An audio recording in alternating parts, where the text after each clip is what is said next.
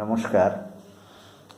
আজকে ভিডিওটির বিষয়বস্তু হল একটি অন্যতম প্রয়োজনীয় ঔষধ, যার নাম হল ইগনেশিয়া আমারা।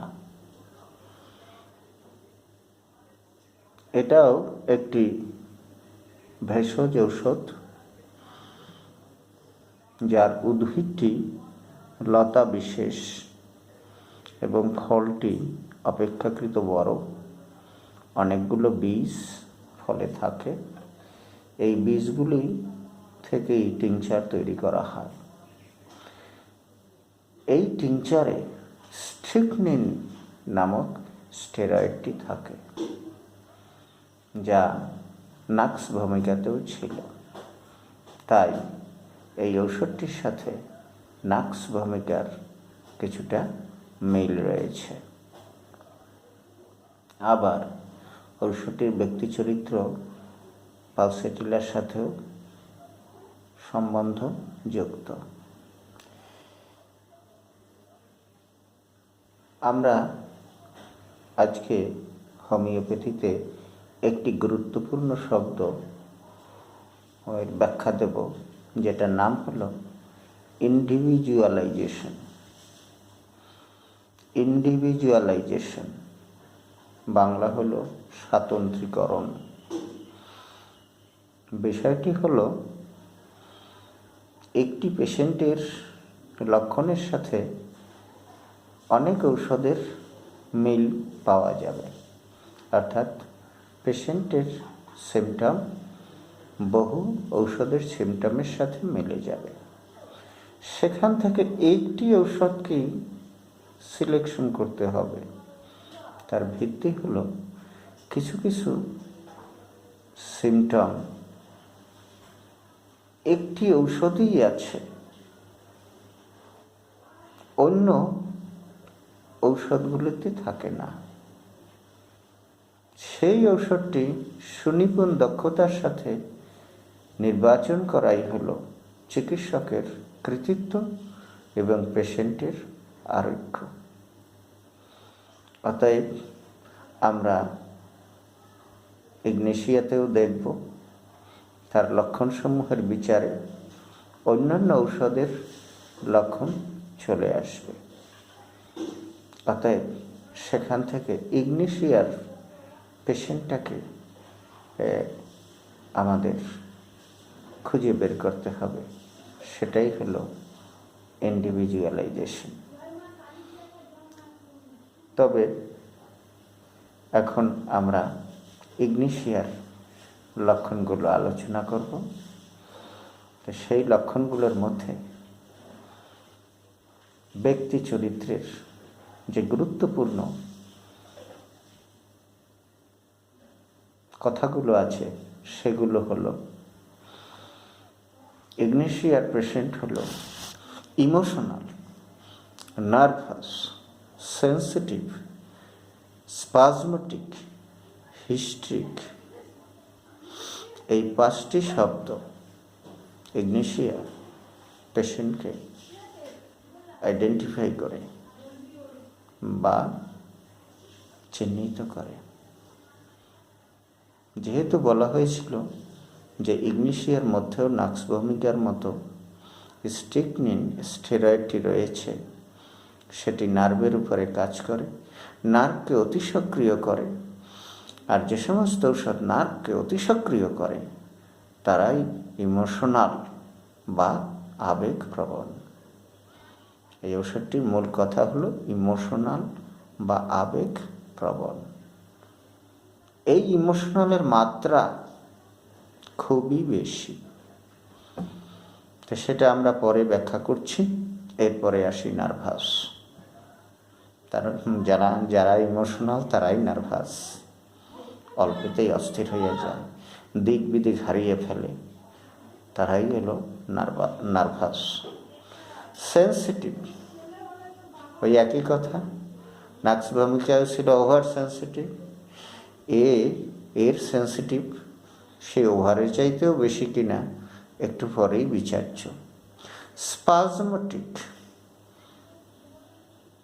ইম্পালসিভ, আমরা বলেছিলাম নাক্সভমিকায় খিঁচুনি, এখানেও স্পাজমোটিক আছে, সেটা একটু ভিন্ন ধরনের, পরেই আলোচনা করছি।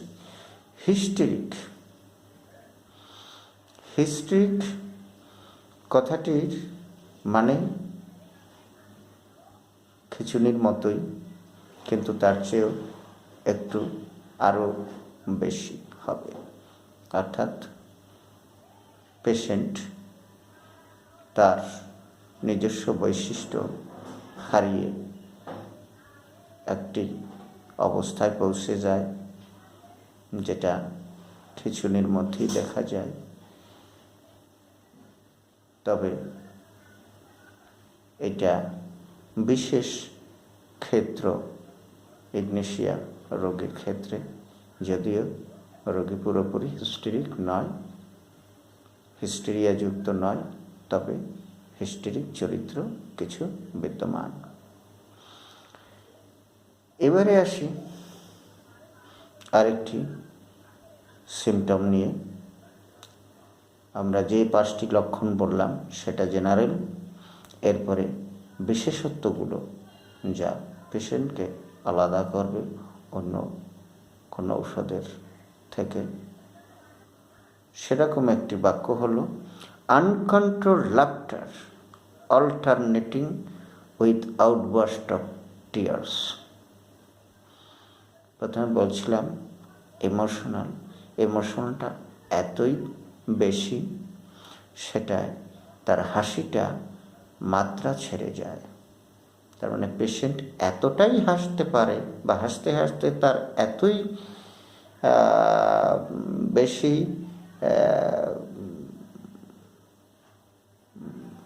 বেশি সে আবেগপ্রবণ হয়ে যায়, তার মাত্রা থাকে না। তার পরপরই সে একেবারে কান্নায় ভেঙে পড়ে, তার মানে আউটবার্স্ট অফ টিয়ার্স। তাহলে কি দেখা গেল? বৈপরীত্য। একই পেশেন্টের একই সময় সে হাসতে হাসতে তার দিক হারিয়ে ফেলে এবং পরমুহূর্তেই দেখা যায় সে কান্নায় ভেঙে পড়েছে। এই যে বৈপরীত্য, এটা হলো কন্ট্রাডিক্টরি চরিত্র, বা এটাকে প্যারাডক্সিক্যালিটিস বলে।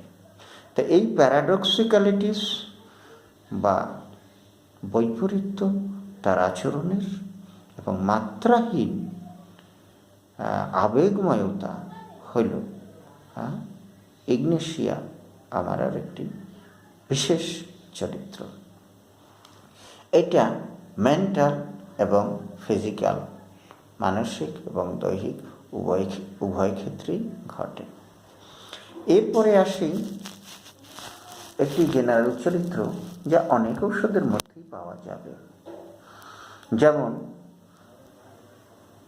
ইগনেশিয়ার patient mild, soft, gentle, easily excited, quick to perceive and rapid in execution। অর্থাৎ সেই পালসেটিলা রোগীর মতো এটা ভদ্র, নম্র এবং শান্ত স্বভাবের মানুষ, তবে সহজেই সে উত্তেজিত হয়। তার মানে সে সেন্সিটিভ, কুইক টু পারসিভ, সহজেই সে তার বিষয়টা বোধগম্য হয়, সহজেই সে কোনো বিষয় আয়ত্ত করতে পারে, অর্থাৎ ইন্টেলিজেন্ট। র্যাপিড ইন এক্সিকিউশন, কিন্তু যে বিষয়টা সে বোঝে সেটা সে সঙ্গে সঙ্গেই করে ফেলে, তার মধ্যে আর বিলম্ব থাকে না, তার মানে সে তড়িৎ গতিতে কাজ করে। এরপরে আসি, এর মধ্যে দুঃখ ভাবটা আছে, উইপিং ক্যারেক্টার তার খুব বেশি আছে। সে ইন্ট্রোস্পেকটিভ, অপরের আচরণে ব্যথা পেলে সে কখনো প্রকাশ করতে চায় না, সব ভিতরে রেখে দেয় মনের মধ্যে, তার মানে অন্তর্মুখী মন। তবুও নিজের লোক পেলে দুঃখের কথা তাকে বর্ণনা করে, এবং তখন সে সান্ত্বনা চায় বা সান্ত্বনা পায়, অর্থাৎ সান্ত্বনা পেলে সে শান্ত, তার মানে খুশি।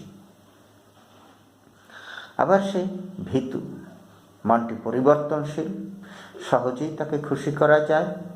আরেকটা হলো মুডি ডিসপোজিশন, এখন এক ভাব, একটু পরেই আর এক ভাব, এটাই হলো মুডি ডিসপোজিশন। এবং চেঞ্জিং, যেটা আগেই বলা হয়েছে। এর পরে আরেকটু বলি যে সে সহজেই ভয় পায়, স্পর্ধা দেখায় বেশি, ঝগড়াও করে, ধৈর্যহীন, এই গুণগুলোও তার মধ্যে আছে।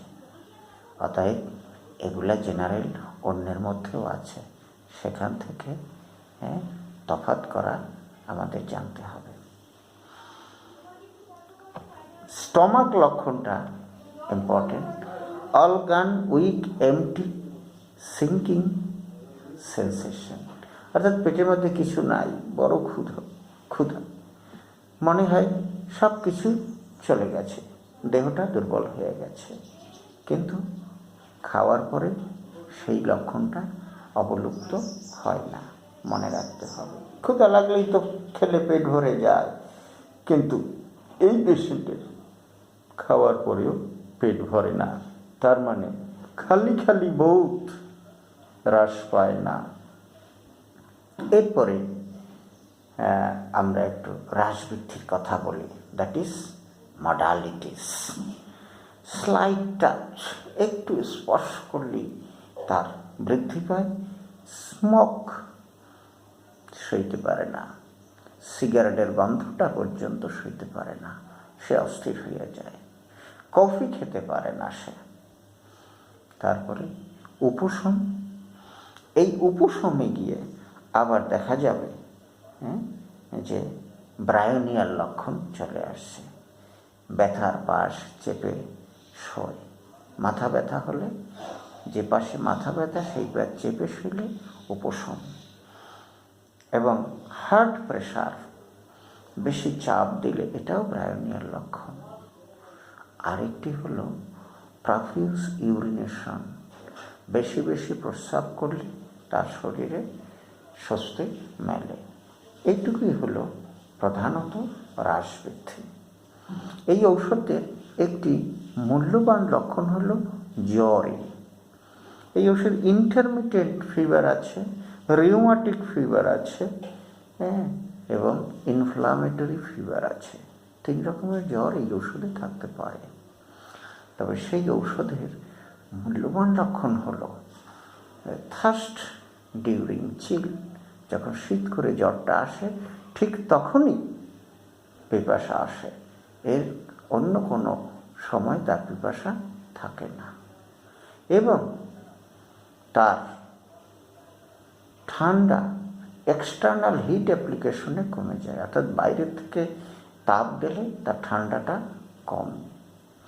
আবার তার আবরণে গরমের বৃদ্ধি পায়।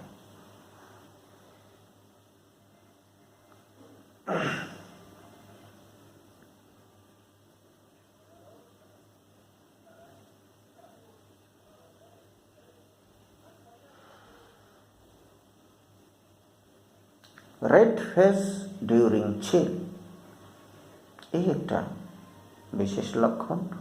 অন্য অবস্থায়ও দেখা যাবে যে যখন ঠান্ডাটা আসবে তখন মুখমণ্ডল লাল হয়ে যায়। তো এই যে জ্বরের কতগুলো লক্ষণ আমরা পেলাম, এই লক্ষণগুলো সাধারণত অন্য কোনো ঔষধে পাওয়া যাবে না, শুধুমাত্র ইগনেশিয়ায় এই লক্ষণগুলো পাওয়া যাবে। এটাই ইগনেশিয়া জ্বরের ব্যতিক্রমধর্মী লক্ষণ। আরেকটি ইম্পর্টেন্ট কথা আছে, ঘুমানোর সময়, ঘুমোতে যখন যাবে তখন তার সিঙ্গেল জার্কিং হয়, হঠাৎ একটি কাঁপুনি হয়। Sudden loss of function of any organ, হঠাৎ দেহের কোনো অঙ্গের কার্যকারিতা লোপ পায়, তখন এই ঔষধের কথা আমাদের মনে রাখতে হবে। তবে তার মানসিক আরেকটি লক্ষণ খুব গুরুত্বপূর্ণ, সেটা হলো ইনটলারেন্ট অফ কন্ট্রাডিকশন। তার মতে বেমিলে কারোর সঙ্গে সে কথা বললে সেটা তার অসহ্য। আরেকটি হলো রিপ্রিমিড, অর্থাৎ তাকে কেউ তিরস্কার করলে সেটা তার খুবই লাগে, অর্থাৎ তিরস্কার সে সহ্য করতে পারে না। আর সে যদি দুঃখকে চেপে রাখে তাহলে তার শরীর খারাপ হয়। আরেকটা খুব বড় ইনফরমেশন হলো যে নিয়ারেস্ট এবং ডিয়ারেস্ট কোনো তার রিলেটিভের কোনো ব্যক্তির বিয়োগ হলে, মৃত্যু ঘটলে সে সহ্য করতে পারে না। সে সেই দুঃখে কাতর হয়ে যায় এবং সেই কাতরতার জন্য তার রোগ লক্ষণ প্রকাশ পেতে পারে এবং এমনকি সে স্পাজমেটিক, তার ভিতরে একটা খিঁচুনিও আসতে পারে। তো এটা শুধুমাত্র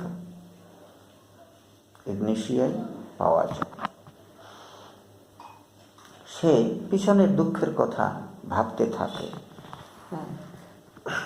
ডিপথেরিক রোগে ব্যবহার হয়, গলক্ষততে ব্যবহার হয়, টুথেস, দাঁতে ব্যথা, মাথা ব্যথা, heart flattering and sex abnormalities.